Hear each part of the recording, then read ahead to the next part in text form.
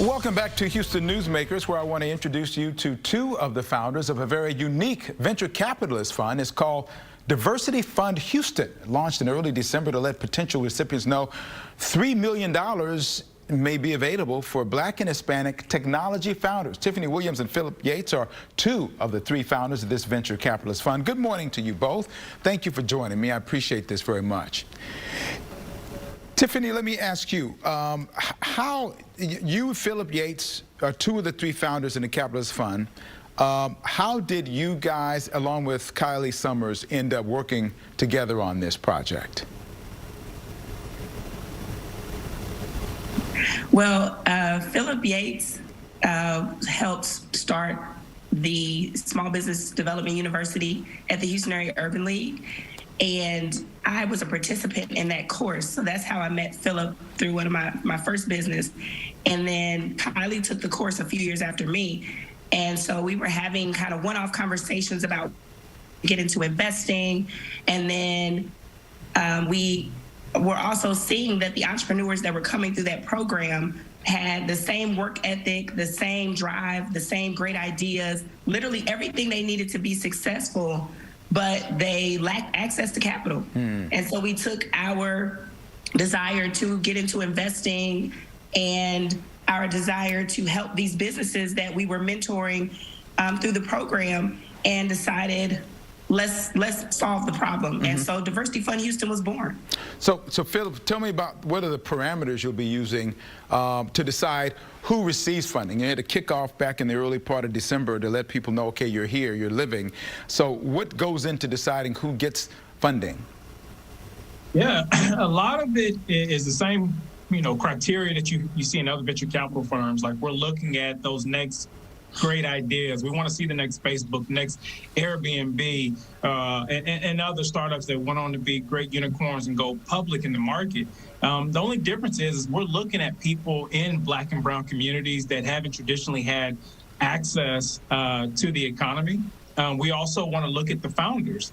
I think that's going to be the major difference between our venture capital fund and others, is that we're investing into founders that we have seen overcome obstacles. As Tiffany mentioned, having the privilege to serve at the Houston Area Urban League under Jetta Robinson and his board, you see countless numbers of entrepreneurs come through this program, and they show the grit, the tenacity, and everything you would want in a CEO or a founding team of a startup, but capital. And so we'll be looking at that. We'll be making sure they're in the right industry verticals. We'll make sure that they meet the right profiles and that they can provide a return on investments or capital from our limited partners. And that's really it. The only difference is that we're going to provide that education. As you know, and we all know, education is the great equalizer in our economy. So that's the sweet spot that we're going to add into this technology innovation and venture capital space. Tiffany, I read that you have $3 million as an initial investment. That I think that number is correct, which is rather modest as VC funds go, but it sounds like that may be a beginning point. Talk about some of the partnerships that you may have and collaborations with companies that can provide money, like Bank of America, for example.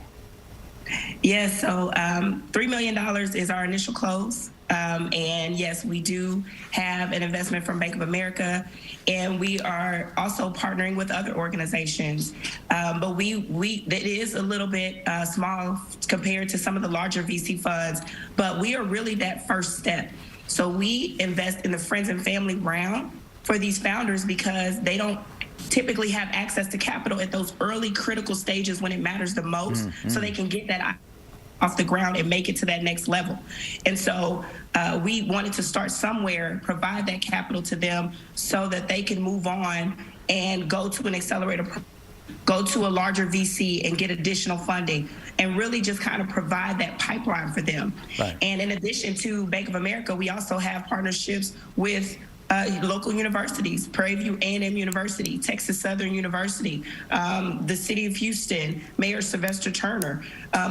Others in the ecosystem see what we're trying to do, and they understand how important it is. And so we've been taking every opportunity we can, as Phil said, to educate, to invest, and to do what we need to change the narrative. Because right now, Black and Hispanic technology founders get less than 2% of VC funding. And we definitely have issue with that, and we want to change it. And so that's why we started Diversity Fund Houston, and we're hoping that we can be a part of the solution, as I mentioned earlier. So, Philip, I see a Diversity Fund Houston referred to as a micro venture. What's the definition of that? And give me an example of how much money, for example, someone might be able to get as an initial help from you. I mean, you give like 100,000 tranches or 200. What kind of money would somebody be able to get, and how do they apply for it?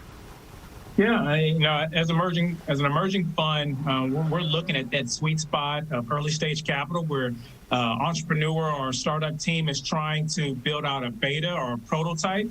And so that initial investment can be at $75,000 all the way up to $175,000. Now, we are uniquely positioned so that we have a general carve out. So if we need to increase our investment, we've had some more attractive startups that are further along that we look at and we'll say, hey, we might want to give a larger tranche because we want to make sure that we can provide a return on investment for our limited partners. But on average, those early stage founders can come to us, and if they can show that they meet the criteria, we can give them that $175,000, which will allow them to get a beta, allow them to get their first customer, and then we'll provide the support so that we can help them meet their next milestone. Which, to your question, Kimber, it's like now you're leaving the early stage capital or the micro venture capital fund, and we'll try to get them to a mid-sized fund or to an agent community that can help them along the seed and then series rounds. So what I will do is I'll make sure I put the information on your contact information. Where do they find you,